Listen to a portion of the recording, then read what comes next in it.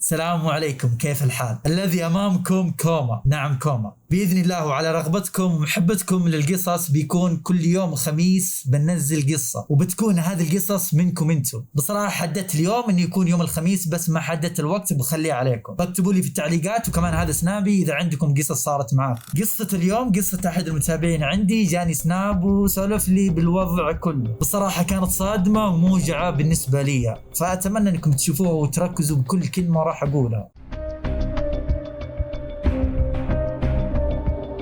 المتابع هذا ما يبي يطلع اسمه، لذلك عشان نسهل القصة بسميه راكان. راكان بيوم من الأيام فتح قناة في اليوتيوب، فقال خلاص بتوكل وبسوي محتوى وبجرب ممكن إني أنجح. راكان اجتهد في هذه القناة لفترة طويلة، ما عنده الإمكانيات ولا عنده المحتوى اللي قاعد يضرب، وقاعد يجتهد على الفاضي. كان فترة يعتزل عن اليوتيوب وفترة يرجع ويحاول. يقول راكان طفشت مرة من هذا الحال، أنا قاعد أمنتج وأصور وأجتهد ولو قاعد يجيني حق التعب هذا. يقول جتني فكرة وقتها إني ليه ما أروح عند أحد المشاهير وأقول له ينشر لي القناة. ما عندي إلا هذه الطريقة عشان الناس تصير تعرفني. يقول والله قعدت فترة من مشهور لمشهور وأراسل ذا وأروح عند ذا، ويا الله يا تكفى يرحم والديك، ما في أحد معطيني وجه. اللي ما يرد واللي يقول لا واللي يقول ما أقدر، مرة ما زبط الوضع معايا مع أي مشهور. يقول ذاك الوقت وأنا قاعد أتابع أحد المشاهير في السناب، قلت خليني أخش عليه واكلمه، وصار هذا الشيء وخشيت وكلمته ورد علي، وانا انصدمت يوم رد علي. مره انبسطت لابعد درجه، وصرت اسولف له ومتحمس جدا اني اقول له تكفى يرحم امك انشر القناه، بس قلت ما بقول له الوقت هذاك عشان ما يكرشني، بخلي الفتره كذا بقعد اتكلم معاه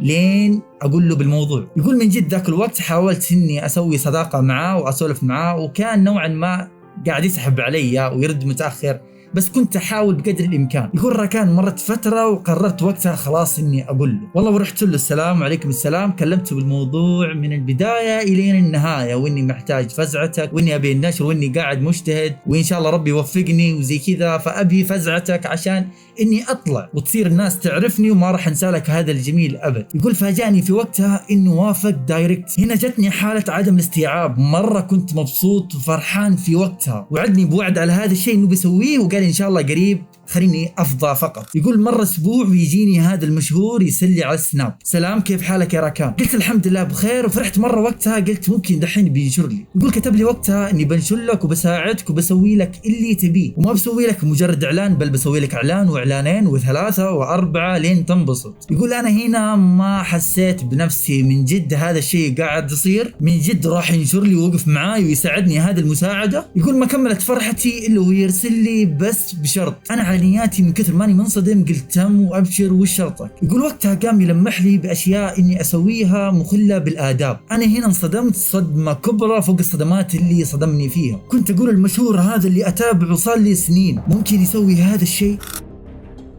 وقتها رديت عليه دايركت وقلت له عيب تراك ما تستحي وما توقعت منك، وقفلت السناب وقتها بدون ما ابلكم من كثر الصدمه اللي انا فيها. قاعد افكر تفكير مو طبيعي، قعدت اليوم وانا مصدوم مع نفسي وقعدت افكر بالامور هذه وكيف هذا قاعد يطلبني هذا الشيء. الشيطان لعب علي الزبده، وفكرت انه عادي انه خلاص انشر وبيسوي لك اعلانات كثيره وخلاص عاد شيء يعني. استغفر الله العظيم، الشيطان الزبده لعب بافكاري وقتها لعب. قررت وقتها اني اسوي له هذه الاشياء.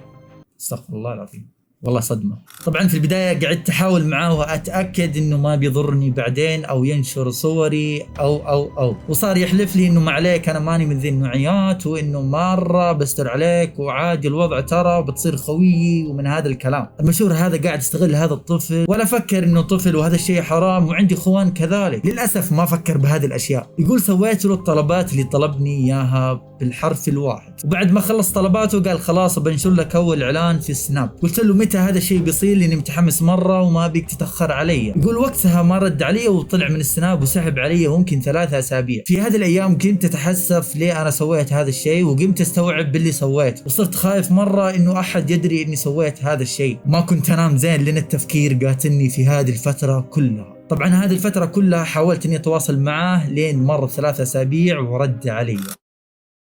المشكله يا كو ما رد علي على اساس انه بيسوي لي اعلان وبينفذ وعده لي، وقتها رد علي يبي اشياء اكثر. انا هنا رفضت من البدايه وقعدت اسبه وتحسب عليه، ووصل فيه الحد هذا المشهور يا كوما انه يهددني ويبتزني بنفس الوقت. والمشكله الكبرى خايف ابلغ عليه وينفضح عمري، ماني قادر وش اسوي، انا عمري صغير وماني فاهم بهذه الاشياء ولا فكرت بهذه الاشياء. صار يهددني وقتها اذا بلغته راح ينشر صوري والفيديوهات اللي ارسلتها له. انا وقتها كل همي انه يحذف الفيديوهات والصور، ما عاد ابي اعلان ولا عاد ابي له شيء، يفكني من المستنقع اللي دخلني فيه. وقفت هذا الشيء واستمر انه يهددني لمده 3 شهور كامله. 3 شهور ما ذقت النوم زين، 3 شهور كنت تعبان فيها قاعد افكر 24 ساعه، 3 شهور كنت هلوم نفسي 1000 مره ولا اقدر احط عيني بعين اهلي. طبعا هنا انا استغربت، وهذا الحاله اللي هو فيها وعلى عمره ذا ومجبور بعد. قلت له ليه ما تبلغ عليه من البدايه؟ بعد الفتره هذه 3 شهور اللي مرت ما عاد صار يرسل لي شيء، وشكله عشان انه تعب وشافني صامل اني ما بكرر هذا الشيء. طبعا يا كوما هذه السالفه صارت قريب وللحين قاعد اعاني منها، والى الحين في حاله خوف موجعه من هذا الموضوع. وتكفى يا كوما انزل قصتي عشان يستفيدون يلي بعمري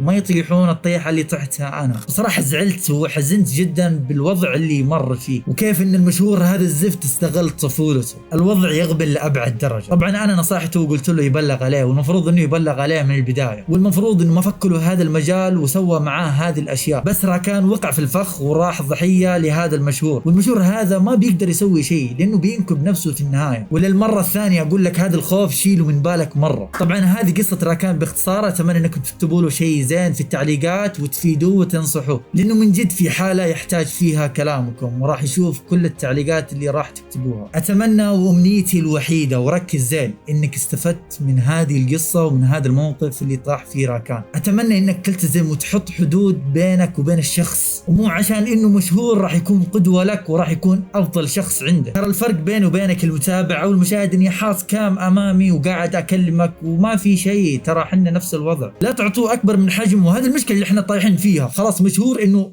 انت قدوتي وانت ما شاء الله عليك وانت كل شيء في الحياه، وتشوفه مميز مره وملاك نازل من السماء. المهم بشرد قبل لا انفعل اكثر، لانه والله العظيم هذا الموضوع قاهرني مره وطاحوا فيه اطفال كثيره. اذكركم المره الثانيه بتكون القصص اللي راح انزلها منكم انتم، يعني مو كلها بس اكثرها. الزبده اذا كان عندك قصه تعال لي سناب او تعالوا سناب واعطوني قصصكم، وان شاء الله اني انزلها في القناه. يعطيكم العافيه، بالذات انكم تستفيدون، هذا اهم شيء عندي. يعطيكم العافيه ويسعدكم جميعا، وانتبهوا واعذروني على القطعه اللي قطعتها، ان شاء الله نرجع باذن الله. السلام عليكم. الحمد لله اخيرا خلصت.